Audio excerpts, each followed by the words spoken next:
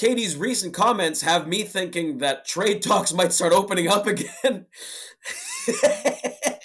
Give me your thoughts on Katie's words, Jerry, real quick.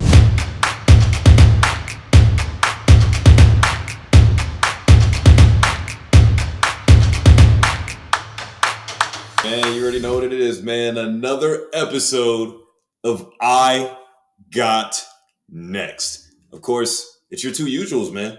Jerry and Juju back at it again, another power hour. How you feeling Mega today, Man boss? jacked in.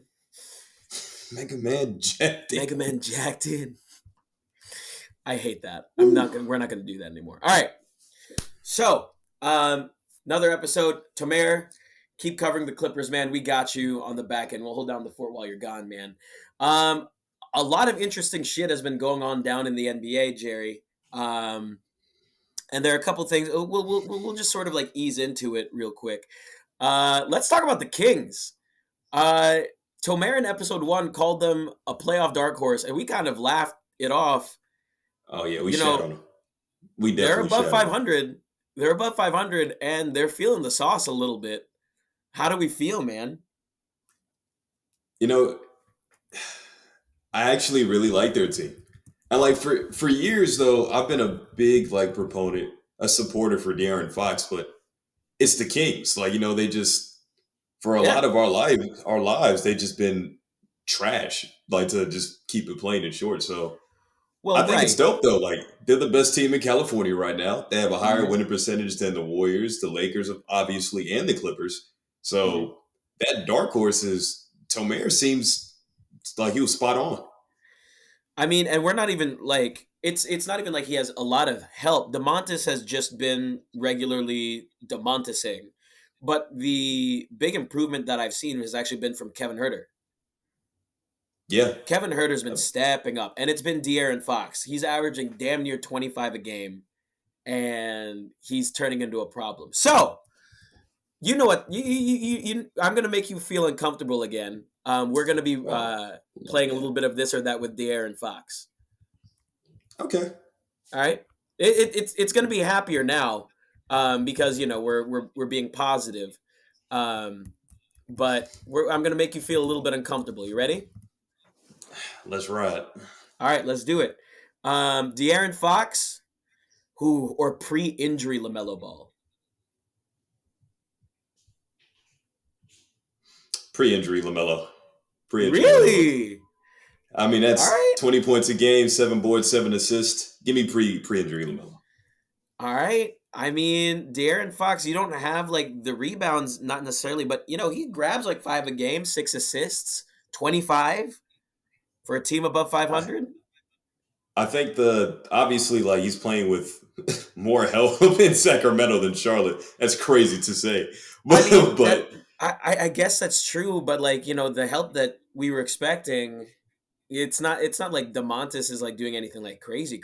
All right. We'll go on. De'Aaron Fox or Darius Garland? Darius Garland. Okay. I mean, Cleveland's killing it right now still. Yeah. Slipping a little bit in the power rankings, but you know. De'Aaron Fox or this year's version of Cade Cunningham? De'Aaron Fox. Okay. We'll keep going. Ooh.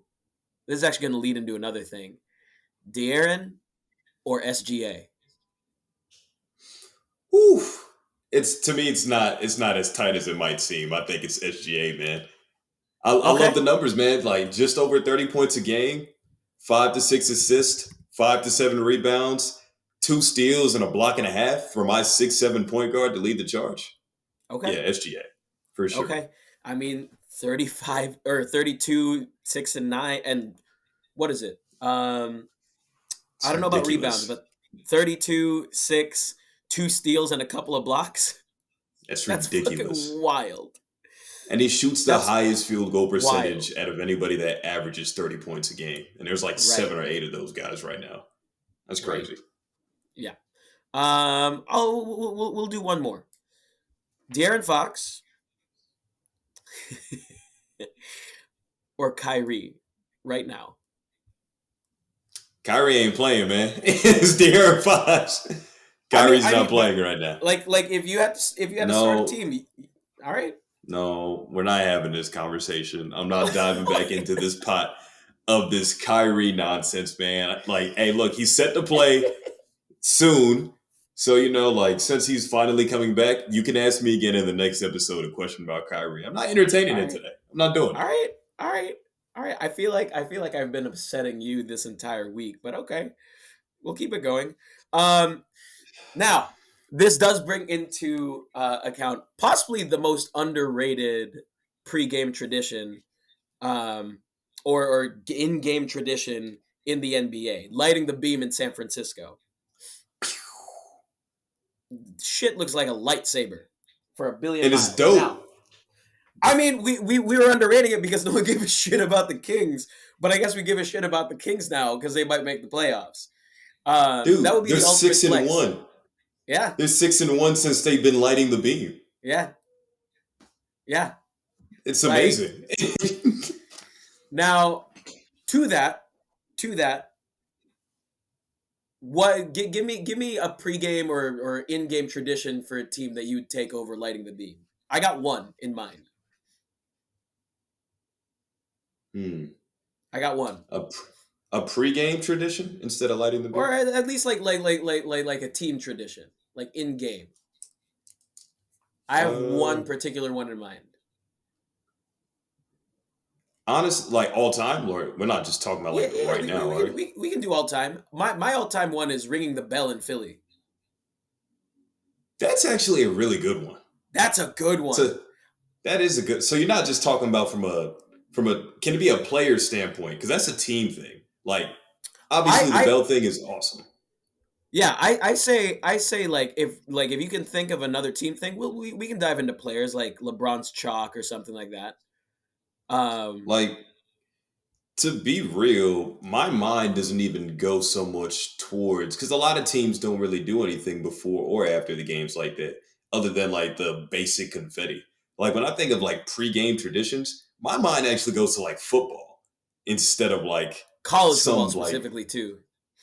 yeah, exactly. Like everybody touches like the something on the wall or up top or whatever it is, but like instantly, since I'm a Vikings fan, I thought of the super big horn at the top of the stadium for the skull chants, man. All right, And all you right, just all start right, all going right, crazy. Like all right. that's like where my mind went to first. NBA wise Okay, though, I think it has to be the Bell in Philly. The Bell in Philly is like really dope.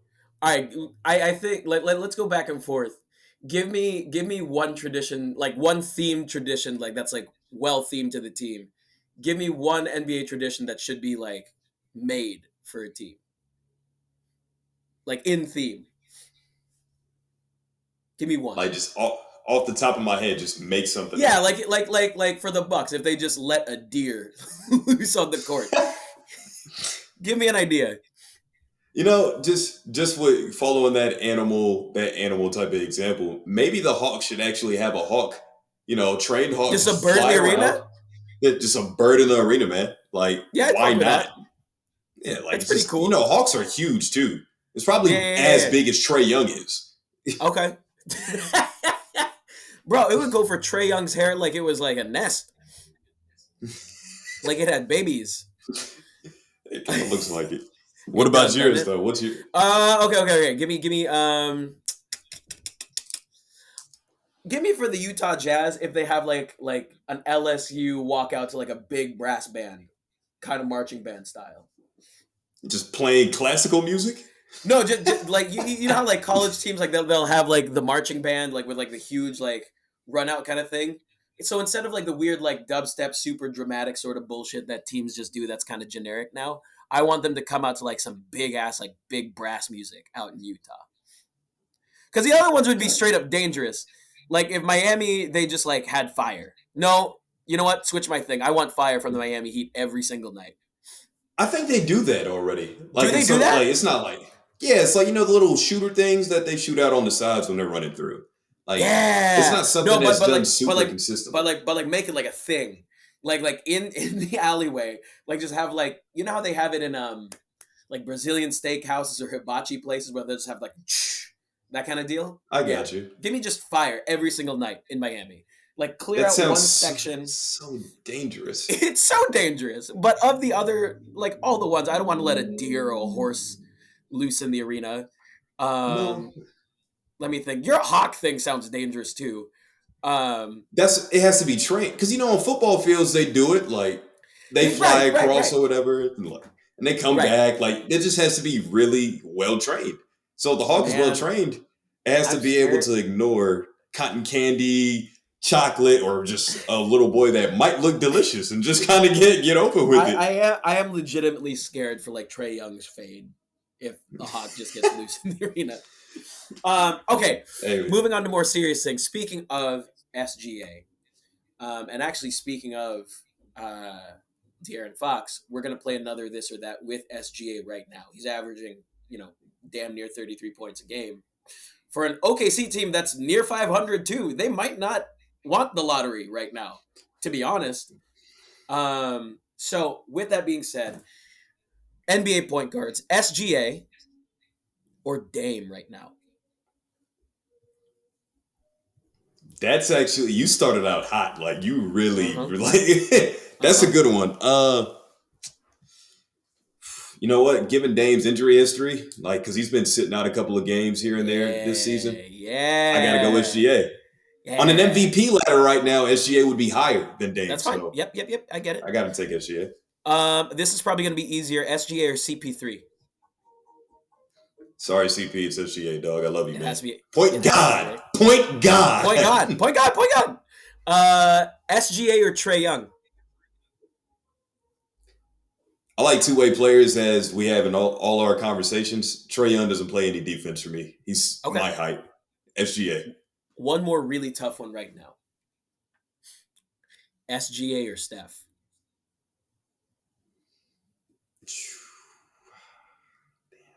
Damn. Warriors It's been like falling off a little you bit. made a sandwich though. You really made a Uh-huh. sandwich. Like you started out like Uh-huh. with something hard. You gave me two like weak little lettuce Pause. and tomato and whoa. But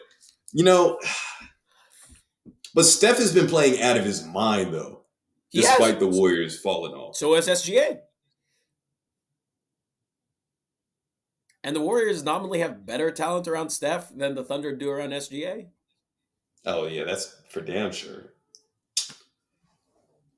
I know people gonna be like, yo, what's taking you so long? It's so easy, it's gotta be Steph. But it's not that simple, guys. It's like not. for real. You can't be It's sleeping on actually pretty OKC tough. right now. You can't. When my 6'7" point guard, you know what? I'm going unpopular. Give me SGA. I'm being unpopular. Yeah, Jerry. Fuck yes. Okay. You gotta kill me in the comments. Expanding that to the Thunder right now with SGA. Bleacher Report, I just dug this up. They have the OKC Thunder with SGA sitting at 24th in their most recent power rankings as of the recording of this video. Okay? As of the recording of this podcast, Bleacher Report is sleeping on the Thunder. This or that NBA teams. The Thunder or the Bulls sitting one spot ahead. I'm gonna say the Bulls. I think they'll figure it out eventually. Like I know they started off slow, but the offensive talent they have on the team, like Vucevic, Levine, DeMar. I know Lonzo's been hurt, but I think Chicago has more talent to sustain, the season in the long run. Mm-hmm. Okay. Let me see. The Thunder or Minnesota? I hate Minnesota right now. Hey, listen, they have more names, but they have the worst offensive rating in the league. It's the Rudy Gobert effect, guys. With this is what we've been trying to tell people. We've been trying to tell people this all summer long since they made the trade. Rudy Gobert's not going to move the needles that much. So, again, though, they do have the names. And I do believe in Anthony Edwards' talent. And maybe eventually they'll figure out what to do with Gobert. That's the I'm problem. kind of hoping that they move. I feel like Gobert's fucking it up for Anthony Edwards right now a little bit with spacing wise. 125 passes, he passes to him he's only passed it to him 4 times. Yep. In pick and roll situations or whatever the stat was. So it's the Donovan Mitchell problem, right? Yep. Exactly what we just seen in Utah last year. But I'm gonna go Minnesota because I think they'll figure it out. Okay. Anthony Edwards is arguably a more talented player than Okay. SGA. We could talk about that. Cat as well. So I'll take the Timberwolves. Okay, one last one. The Thunder or the Wizards? I really like the Wiz kids. I do like the I Wizards really as do. well. They're not that bad. You know, again, I gotta go. I gotta go with the more veteran laden team in the Wizards. Okay. Like SGA is balling out of his mind. We all know that. But on a tail of one player, how long is that going to be sustainable for you in an 82 Just so you know, by the season? way, just so you know, Golden State is sitting 8 spots ahead of the Thunder right now in Bleacher Report's most recent power rankings. Deserved or no? It's right now, no. Like power rankings this early in the season don't mean much to me though. They So, don't. right now, they But shouldn't still. be ahead of the Thunder though. No. Okay. All right. Now, into the meat of this. Nets drama continues as it does. Death taxes and bullshit dealing with Kyrie Irving and KD. What is the Nets' new over-under with Kyrie coming back? We asked about it when he first got suspended. He's coming back now after 8 or 9 games, depending on like when he exactly chooses to return. With him coming back, what is their over-under? They were like what? Well above 500 without him. Yeah, and I think we kind of set it around like 50-ish wins or so. Mm-hmm. I feel like it's also hilarious that we go back and forth with a new Nets over under every single week. We do because there's so much shit every single week. This might turn into like the weekly segment for the Nets. Like Ben Simmons got a triple double, or Ben Simmons got a double double, and the Nets suddenly look like they have a great offense. Suddenly Kyrie Irving comes back. All of a sudden, Ben Simmons doesn't get as many victory royales in Fortnite as he used to. And then now the Nets are about to fall off the cliff again. Like, what do we do? I think this might turn into a weekly segment. So I got to ask. It makes sense. To be real, I think I'm going to bring their win total down to like over 45 at this point now. Yeah. Like, I think they're still going to make the postseason. Like, I don't have a doubt about that, despite all the drama, despite all the moving pieces, aka Kyrie Irving and, whatever. Like, I still think they'll be good enough and competitive enough once they actually figure it out. Because, like, we see how Ben Simmons played his best game in over 600 days. Like, that's his first double-double since, like, last 2 seasons. It's so crazy.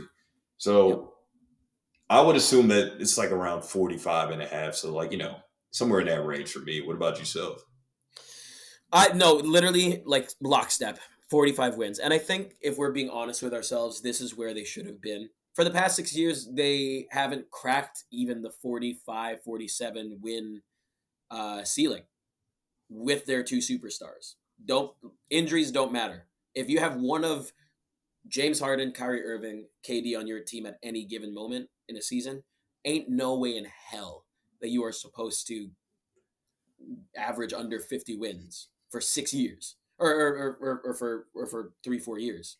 Yeah, I get you. That's they upgraded talent wise from D'Lo, the corpse of Joe Johnson, like from way back when, and they still haven't really cracked any sort of meaningful ceiling. So what can you do? To that though, Katie's recent comments have me thinking that trade talks might start opening up again. I was waiting on this one. Yep. So give me your thoughts on Katie's words, Jerry, real quick before we start. Before I start making you feel uncomfortable again. Oh no, man, you can't make me uncomfortable. But to be real though, I really don't think it was like to the naked eye, it didn't seem that bad, but like as his teammates, it's kind of like, damn, like what could you even say? Because the only reason we have the Nets having over 45 wins right now in our head is because of one man, it's because of Kevin Durant. And he's right. we only expect the Nets to go out there and win because he is out there on the floor. He's 100% correct.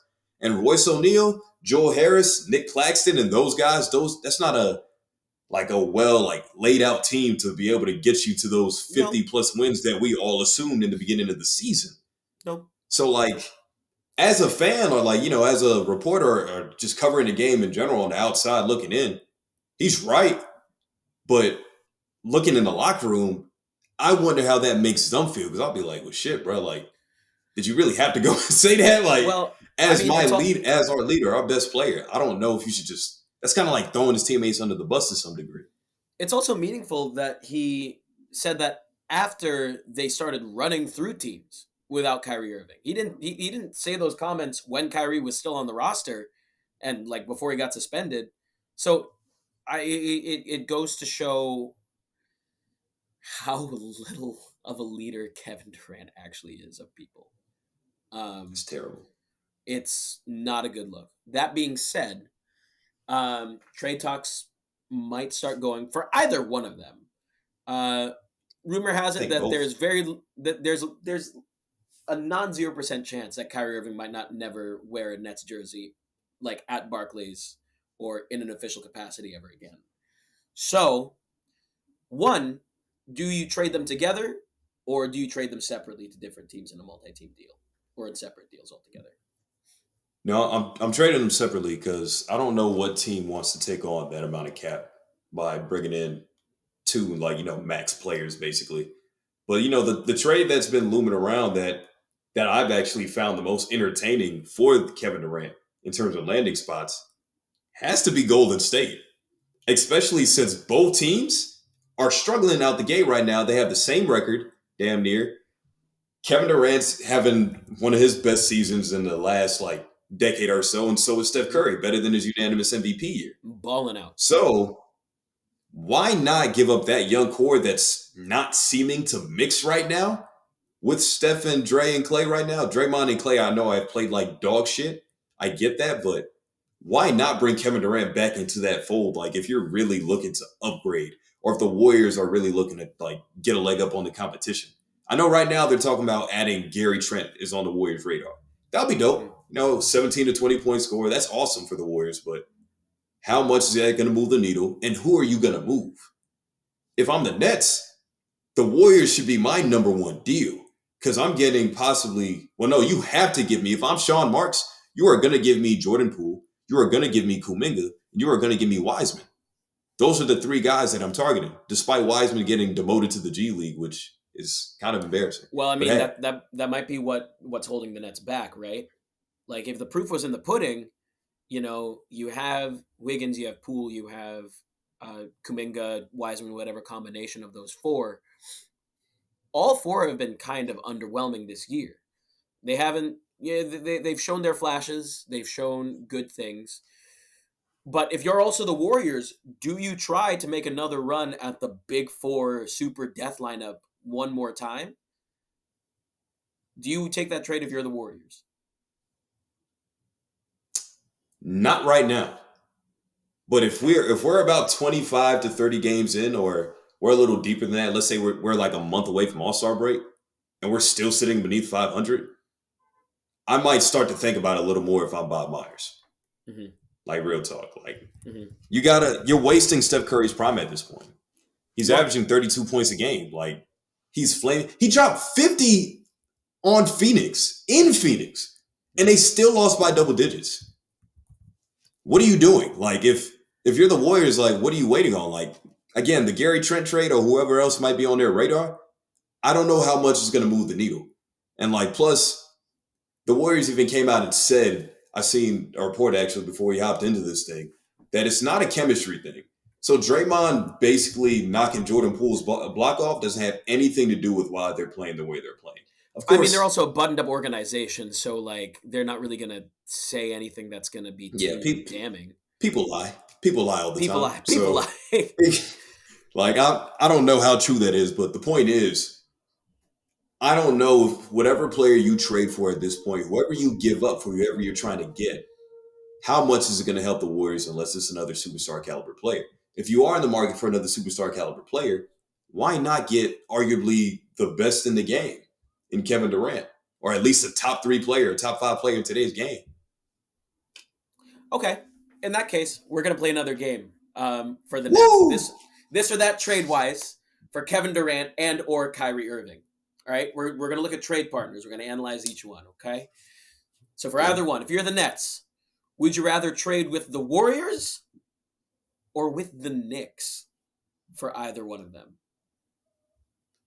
If I'm the Nets, Yep.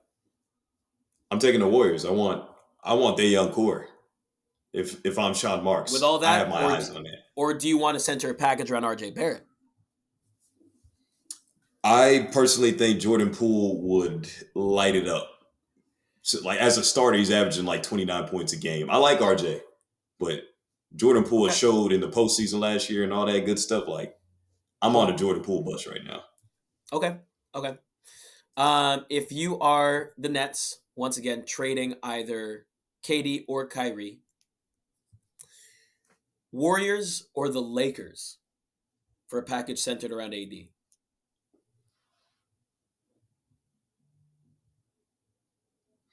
It's a world. Still gotta be. Okay. It's still gotta be like I kind of know. I feel like where you are about to go, but if I'm trading away Kevin Durant to the Lakers for Anthony Davis, again, the whole problem. You come at my boy every day and everything that we do together. You could also fuck with Kyrie for Russ. I'm good. Still the Warriors. Okay. Still the Warriors. Okay. We're going to do a couple more. Warriors or the Wizards for a package centered around, let's say, like Kuz? Nah. It's still got to be JP and the Warriors deal, man. Dude, Jerry, really? Because I'm not just getting Jordan Poole. I'm getting Jonathan Kuminga. I could potentially get Moses Moody. I could get James Wiseman. It's Kevin Durant. I can ask the Warriors whoever I want other than Steph Curry, if we're being honest. Okay. And probably the rest of the big 3. I'm going to keep this shit running then in that case. I'm going to find your line, Jerry, and I'm going to break it. There we go. Warriors or the Pacers trying to grab for a new point guard? I feel like Kevin Durant's decision will still impact this because, that's true. That's true. He's not going to. Who's in Indiana? He's not going to play in Indiana. He don't want to play there. Okay. It's Indiana. Okay. It's got to be Golden State. Keep him rolling. Okay. I love Tyrese though. Love him. I love Tyrese. Hey, he's averaging 20 himself. He's doing a good job out there for a team again around 500. Okay. Uno mas. Okay. The Warriors or the Clippers?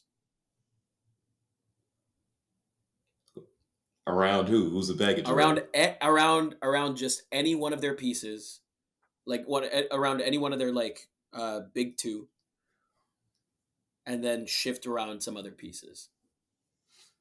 You know what?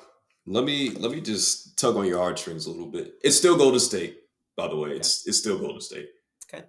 But you remember a couple weeks ago, not even just in this podcast, but in other projects that we've done together, that you love the D-Lo Nets. You were really feeling that young core of D'Angelo Russell. I'm telling you, this year's jersey that I'm getting is Yuta Watanabe. I'm telling you right now. I hear you. Just imagine injecting the franchise. You're getting rid of the 2 divas. I understand these 2 divas are 2 of the most talented offensive players of all time. But you're getting a young core in return that could probably just inject the franchise with some nice young energy, just like how D'Lo did after we somehow gave him away for Timothy Mozgov or Brook Lopez. That's who it was. It was Brook Lopez. Dude, just imagine Jordan Poole, Kuminga, Wiseman. I don't know how high you are on these guys, but they have a lot of potential to still be successful players, potentially all-stars in this league. I'm sort of mid on Poole at the moment. I'm lukewarm-ish right now. I think that he's fallen off a little bit. I do think that Draymond fucking shook him. Or he might be playing with a Tua level concussion with the way that his shooting accuracy has fallen off. And then In the meantime, Wiseman's in the fucking G League. Here's the thing: Nick Claxton or James Wiseman. Let's make it really simple right now. I mean, it's Nick Claxton. I don't know Right. what Wiseman is yet. And for the It's future. a project. Right. It's a project. Nick Claxton or Cum Bucket. Pause right now. I mean, it's Claxton. He's playing meaningful minutes. Well, he's not just playing meaningful minutes, but playing them very, very well as a super athletic lob target. So, the real piece that I would give a shit about would be Jordan Poole, and it's I was higher on D'Lo coming. Maybe because we had so little up until that point, but I'm sort of low on Jordan Poole as like the primary return piece. That's all that I'm saying.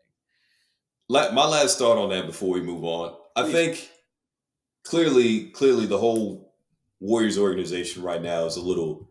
It doesn't look normal to us like it has been in the past like decade Correct. or so, right? Like other than the down year when like everybody was hurt, Clay was obviously out, and then Steph like hurt his wrist and all that stuff. Like after KD left, Mhm. I feel like the way we're looking at the Warriors is kind of like this organization is a little bit of in panic mode. But I don't think they know it because we're all like living off that championship high. And like, they just won.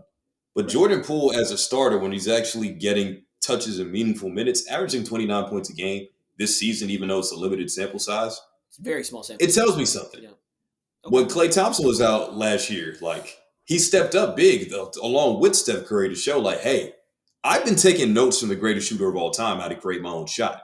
Because when Jordan Poole came into the league, I didn't see much out of him. But now, like he has me believing he could actually be a potential number one option, especially for a young team. Like to be injected into a young team. Like obviously the Nets are rebuilding if they do that trade, if they move both of these pieces. But maybe that's what's best right now for them. Now, one more. Warriors or partner with the Thunder? If I can get Shai Gilgeous-Alexander, then yeah, that's my line. If you can cash in on Shai, because you never know. Like he would technically be an upgrade. KD would over SGA, right? Like at the very least, technically. I mean, yeah, but it's just again like if KD has a say in this trade, he's not going to OKC. He won't. He won't. I mean, it depends on. Does he have his trade clause active? I can't really remember. I don't think he has a no trade clause, but they are considering him heavily. Apparently, at least they were over this summer in deals like, hey, do you want to go here? Do you want to go here? And that's why the destinations we seen listed out was Phoenix and Miami, 2 title contending ready teams. I mean, would you still consider for example, the Phoenix package then? Like Mikal Bridges, bunch of picks, DeAndre possibly. I don't even know if I would consider that unless I'd have to get a young player that I know is about to be established and like is a star player right now. Mikal Bridges is like definitely improving this year from what I've seen so far, like watching a couple Phoenix games. DeAndre Ayton just ain't him to me. Like his game is very quiet. The weird thing is though, with KD and Kyrie's issues, I actually get the feeling that Mikal Bridges and DeAndre Ayton, unleashed as the obvious 2 best players on a Nets team without those two, without KD and Kyrie, would be borderline all-stars for a team with the same exact fucking record that they would have right now. If you think about it. Just think about it. Just merging the talent and the chemistry between those 2 duos switching spots. Anyway, to that though, with the Warriors, we can go on to them. What the fuck do they do? What do they do, Jay? To be real, I feel like it should just be like a patience thing. Like, again, like, I've been stressing pretty much since we started this season off. I feel like everything's really just a little premature right now. Super Bowl hangovers, Stanley Cup hangovers, like NBA championship hangovers. Like, no matter what sport it is, like, I feel like you come in like, yeah, we're the fucking guys. Like, shit, we're all him. Like we're the guys that just won a title convincingly too. We look like the better team than Boston, and we're gonna go back and do the same thing. But I think what the Warriors forgot after winning championships, without KD that first year, with KD and all that good stuff, like I feel like they forgot how it feels to have that target on your back. Like even though they were rolling in the regular season, like Phoenix was actually the best regular season team pretty much all last year.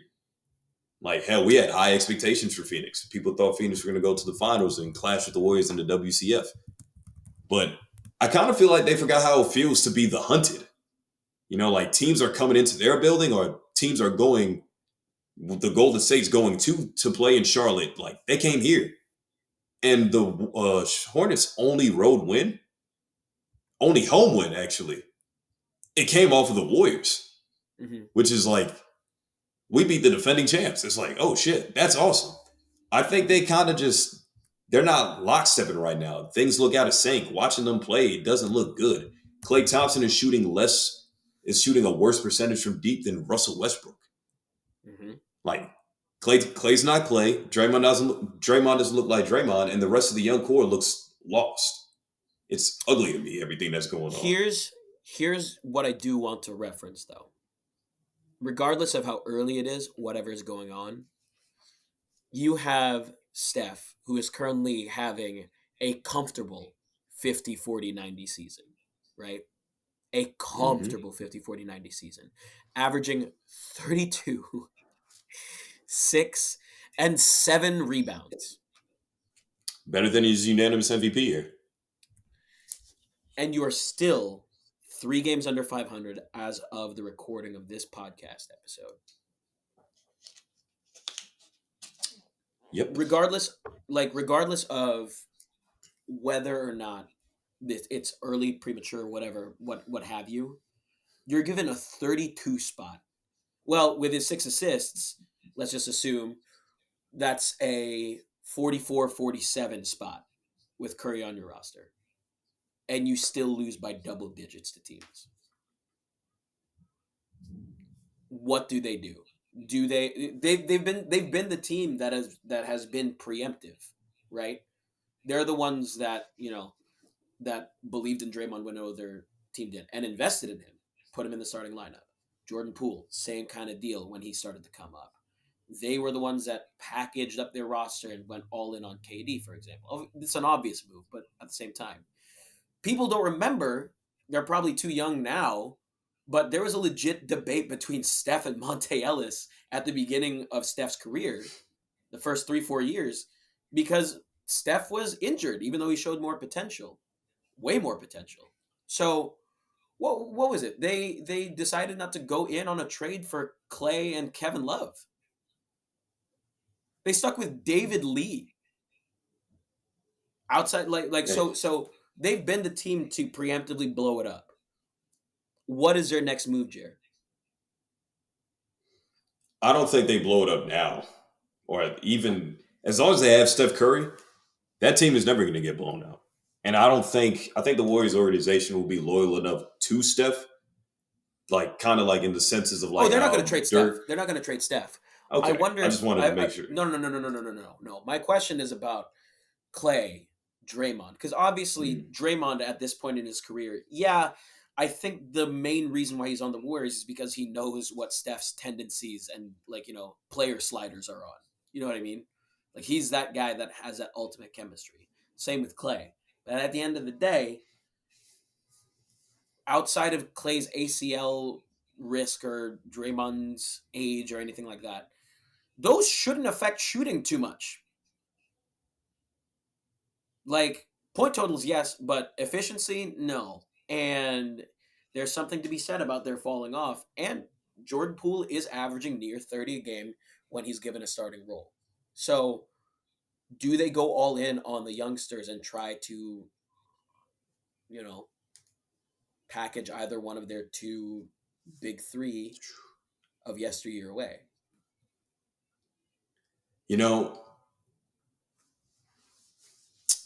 I think it might be time to actually have that discussion. Okay. Because primarily, I think what needs to be done first before even considering that, take Clay out of the starting lineup. Like, I know that's going to hurt him. It's going to hurt his pride because, hell, he worked back from these injuries. And nobody's discrediting all the work that Klay Thompson has put in, over these past 2-3 years to get healthy. And I see the social media things that he's saying and how, he's been impacted by Charles Barkley, or how he's battled, he deserves more recognition.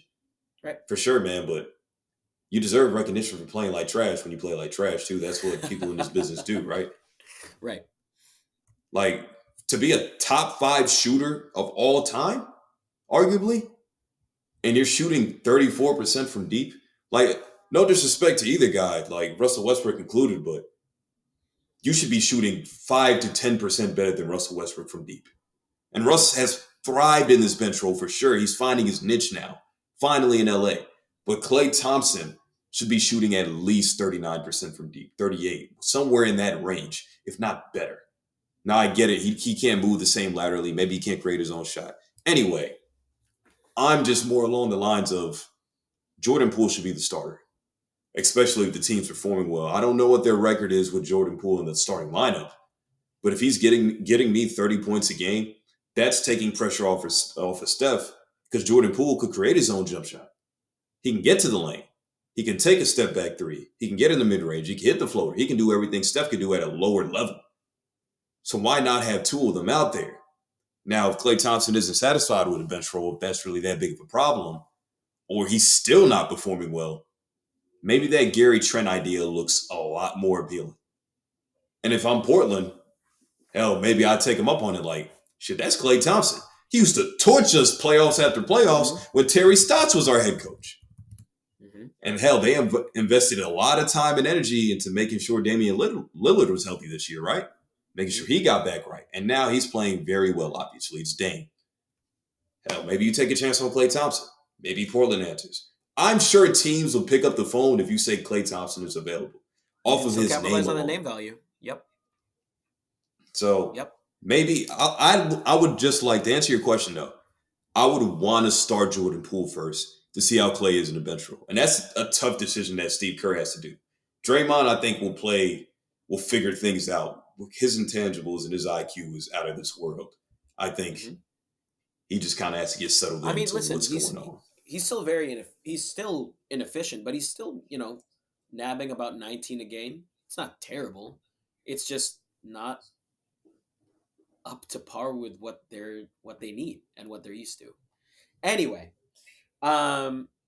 with those two trouble teams out of the way, Jesus, the Nets were a dark horses at one point. God damn. Got to change up. We are about to congratulate someone that's getting a little bit of an honor, so I wanted to play a little bit of fun fact trivia with you. Okay. Okay, so for about, I want to say, for about 2 decades and change, the NBA rebounding title has gone to 2 players from the 50s to the 70s. It went from Bill Russell to Wilt, back to Russell, back to Wilt, back to Russell, right? For 20 years. Who broke that streak?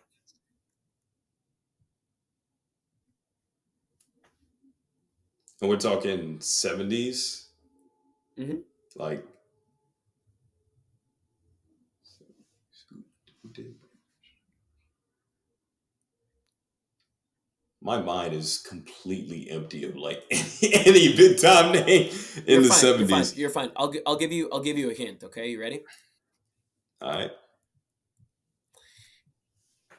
This was a player who, in his rookie year, averaged 28 and 17 boards. 28 and 17 as a rookie. Was he a Laker? Nope. Okay, shit. Now my mind's gone. I'll give you 3 guesses for names. For names, okay. In the 70s, I'm not quite sure when he was drafted, but I'm gonna say Kareem. Nope. That's one. It's tough. Damn. I'll give you another hint. His career high in blocks was 11. Who is 11 this? blocks in a Hey, single game. I have a couple more hints to give you, but one of them will probably give it away. Okay. In the 70s. Was it Moses Malone? Nope.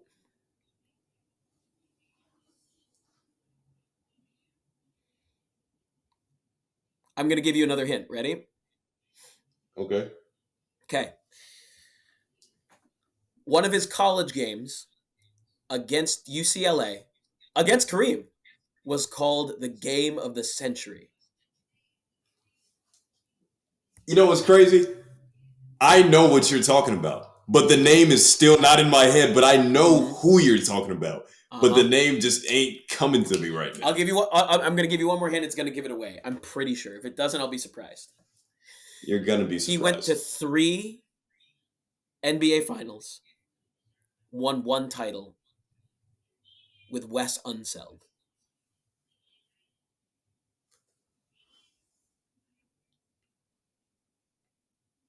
With the Bullets? Yep. Last guess.